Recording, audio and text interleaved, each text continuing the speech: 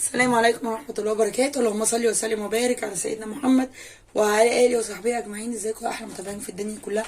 وحشتوني جدا جدا. عاملين ايه؟ يا رب تكونوا بخير. يلا بينا قبل ما نبدأ الفيديو ولا ندخل في الموضوع نصلي بيه على الرسول. اللهم صل وسلم على سيدنا محمد حبيبي يا رسول الله وعلى آله وصحبه أجمعين. عاملين ايه؟ طبعا متابعيني عارفين صوتي ومش راضي يخف، فانا قلت خلاص انا هتعامل طبيعي مع الموضوع دوت. انا بعمل اللي عليا والباقي على ربنا. خدت العلاج وبشرب حاجات سخنه كتير، اعشاب وحاجات دي، بس يلا الحمد لله. ثانيا اني لسه ما اشتركش معايا في القناه. انا سالي ودي قناتي اسرار مطبخ مع سوسه. قناتنا منوعات فيها جولات وفيها طبخات واسرار وروتينات وحاجات كتير قوي. من الاخر كده مع سوسه مش هتقدري تغمضي عينيكي. النهارده بقى جايبه لكم ايه؟ اللازانيا. هقولك على طريقه انا عمايل اللازانيا هتبهري بيها كل اللي حواليكي، هتبهري جوزك وهتبهري اي حد تعزميه، وهتخليها كده طبق اساسي على سفرتك، هتشرفك في العزومات. وان شاء الله جاي علينا رمضان. الصراحه هي اكله يعني حاجه كده تحس بتاعت الناس اللي هم كده، بحسها وانا عاملاها كده ان انا مش عاديه، يعني حاجه كده ايه، مش عارفه اقولها، بتاعت الناس زي المطاعم، كانك قاعده في مطعم بس كده. حلوه دي، حلوه المطاعم. ايه بقى، انا في اول حياتي خالص، في اول ما ابتديت اعمل اللازانيا كانت بتعجن مني، مش عيب وبعترف قدام الجميع. وكنت بسمع كلام كتير قوي من جوزي ومن ولادي، وانا بحبها الصراحه. بعملها، كانت ماما بتعملها حلوه جدا، مش معجنه. انا بحبها طعمها، بس ما كانتش بتظبط معايا لحد ما وصلت للسر اللي هقولهولك النهارده دوت. بس قبل ما ندخل في الفيديو، لو لسه اول مره تشوفيني انزلي دلوقتي بسرعه دوسي اشتراك وفعلي الجرس على الكل عشان تشوفي كل جديد. متنسوش اللايكات وكومنت حلو كده اذكري الله فيه. ولو وصلتي معايا لحد الحته دي من الفيديو صلي على النبي في كومنت. حبايبي متابعيني متنسوش اللايكات الكتير. وندخل بقى على الموضوع. اول حاجه البشاميل بتاع اللازانيا زي ما احنا شايفين قوامه كده بيبقى اخف شويه من البشاميل بتاع المكرونه البشاميل. تمام. هو معمول بالطريقه العاديه، انا ما رضيتش اعمله معاكم عشان ما اطولش الفيديو عليكم. دوت اهو صوص البشاميل بتاعي. واللحمه المفرومه بتبقى برده سايبه. المكون الاساسي معانا طبعا علبه اللازانيا بتاعه الملكه اهي. الصراحه انا جربت انواع تانية، بس الملكه حلوه جدا، مش بتعجن، بتحافظ على قوامها كده وسعرها حلو، يعني سعرها يعتبر اقل حاجه في اسعار اللازانيا. ديت الوزن بتاعها 400 جرام، فهي يا دوبك بتكفينا، تحسي كده الخرطه منها تاكليها بتشبعي يعني. يلا بينا نشوف هنعمل ايه مع بعض. متنسوش بقى صلاه على الرسول والاشتراك واللايك لو لسه ما اشتركتيش. يلا بينا. هنا انا جبت البايركس بتاعي. ما عندكيش بايركس عادي تعمليها في صينيه ايا كان نوعها، يعني مش فارقه. اهم حاجه تبقى الصينيه على قد كميه اللازانيا، ما يبقاش فيها فاضي. انا للاسف دوت بيبقى فيه حته فاضيه، بس انا ده اصغر واحد عندي اللي هو مربع، يعني عشان يبقى متربع. عندي التانيين البيضاوي فطبعا مش هينفع احط فيه. اول حاجه هعمل ايه، هجيب كده حبه من صوص البشاميل احطه في ارضيه الطاجن بتاعي او البايركس اهو.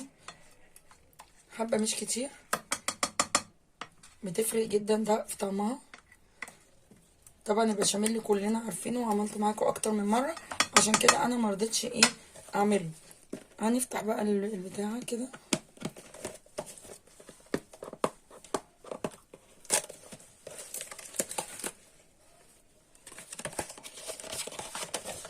بتبقى زي ما هي كده، هي عباره عن شرايح زي ما احنا شايفينها كده اهي. طبعا ما بتتسلقش ولا حاجه اهي. هرصها كده،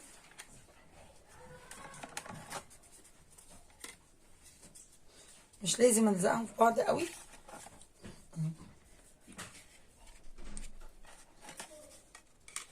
لو كبيره معاكي ممكن تقصريها شويه، تكسريها كده اهي كده.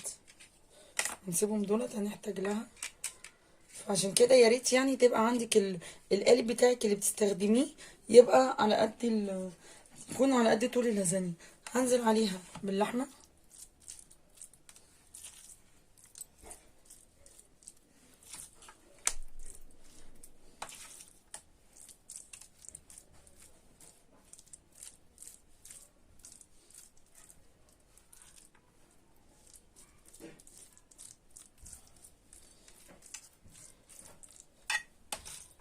جربي الطريقه بتاعتي دي وهتمديها بجد في اللازانيا، هتبقى معاكي تحفه.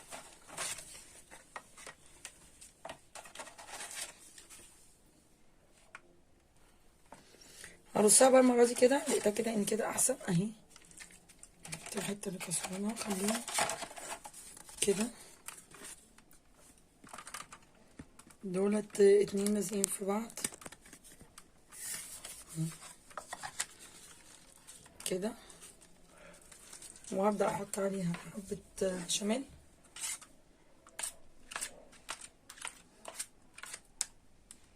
بس البشاميل كان عايز يخف سيكة عشان يعني يبقى اخف من كده شوية. وهنزل عليها باللحمة، وهجيب بقى جبنة موتزاريلا لو مش عايزاها براحتك. عندك جبنة شيدر تمام، عندي جبنة برميزان حطيها بتدي طعم حلو جدا. اي نوع جبنة حطيه، انا هحط شيدر الصراحة اهي.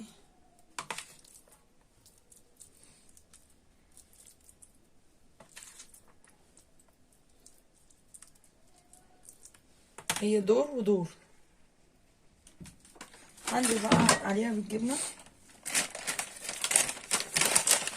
طبعا كمية الجبنة دي براحتك، وعايزة تحطي براحتك. ده كان ميكس جبن، عندي جبنة شيدر وعلى جبنة رومي وعلى جبنة موتزاريلا اهو. هحط كده في النص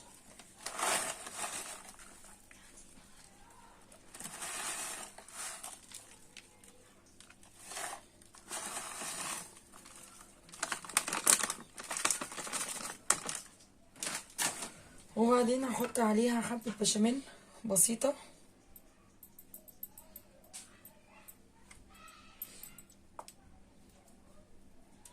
كده. وهرجع تاني احط عليها اللازانيا بتاعتي زي ما هي كده.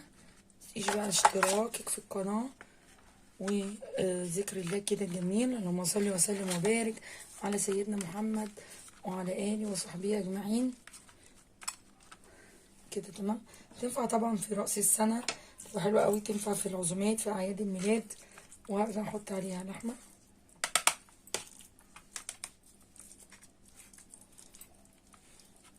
اهي.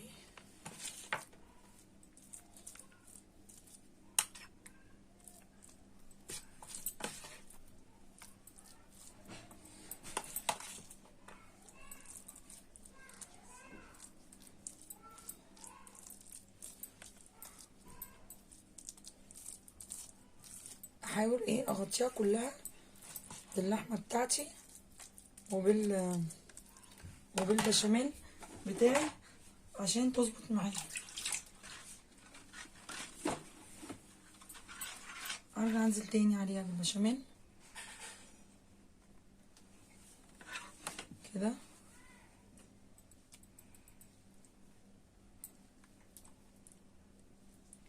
وهكذا بقى هكمل كل الطبقات وهرجع لكم تاني عشان الفيديو ما يطولش عليكم. هنا انا خلصت بقى كل الكميه بتاعتي، واخر دور اهو او اخر طبقه حطيتها بالشكل ده. هعمل ايه بقى؟ هنزل عليها بالبشاميل كده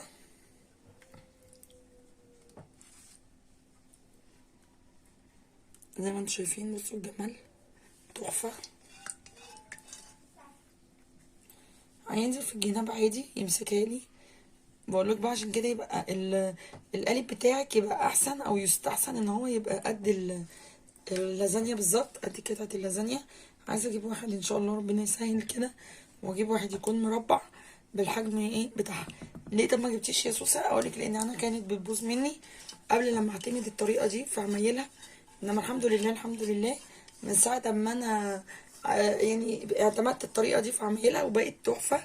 وبقت تطلب مني كمان لما ببقى عازمه قرايبي او كده يقولوا لي اعملي لنا لازانيا، او جوزي يقول لي اعملي لنا اللازانيا عشان حلوه الصراحه، بتطلع حلوه. وهتبطلي خالص تشتريها من بره لو اعتمدتي الطريقه بتاعتي دي ان شاء الله.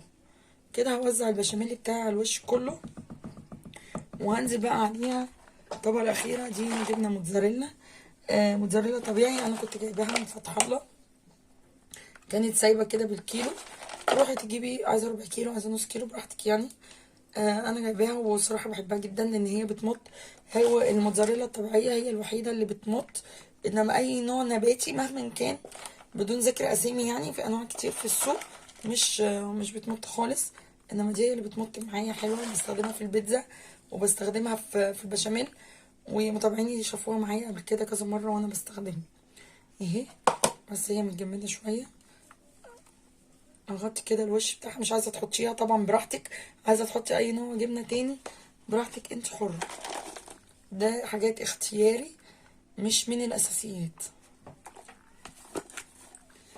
هاخدها بقى البايركس بتاعنا الجميل دوت، وهدخله على الفرن على درجة حرارة 180 في الرف المتوسط. هياخد له بتاعي بحوالي بتاع نص ساعة لحد ما يحمر الوش.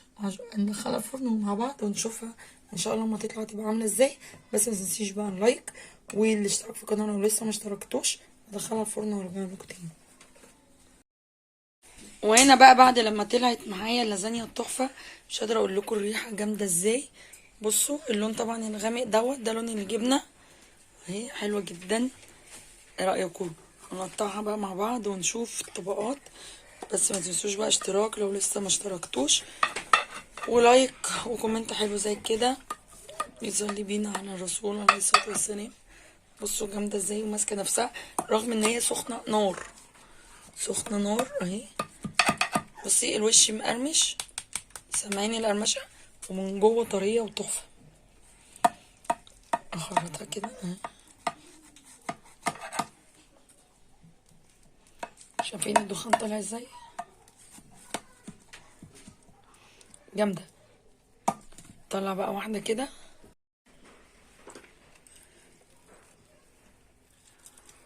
سخنه جدا بس تحفه.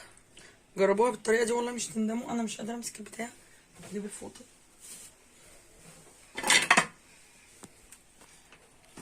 بسم الله الرحمن الرحيم. نخلصها بس شويه من هنا. عايزه اقول لكم الولاد واقفين ورايا هيتجننوا عليها، الولاد هيتجننوا عليها. بصوا بصوا الجمال، بصوا التفاصيل، شايفين عامله ازاي. حبه كاتشب بقى ننزلها كده اخر بقى دوت كده على جنب. بصوا التفاصيل بقى وطبقات اللحمه والكاتشب النازل، واو تحفه بجد. جربوها واعتمدوها بالطريقه دي، حلوه قوي قوي قوي من الاخر يعني. بصوا ولا معجنه ولا اي حاجه، رائعه. ريحه جامده وقوام ولون وكل حاجه حلوه. بس وده كان الفيديو بتاعنا النهارده.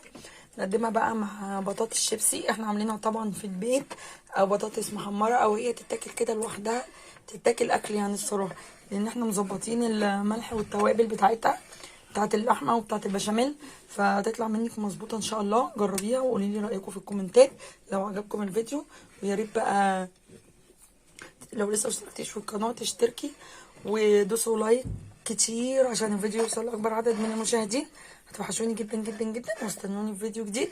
اسيبكم في رعايه الله. السلام عليكم ورحمه الله وبركاته.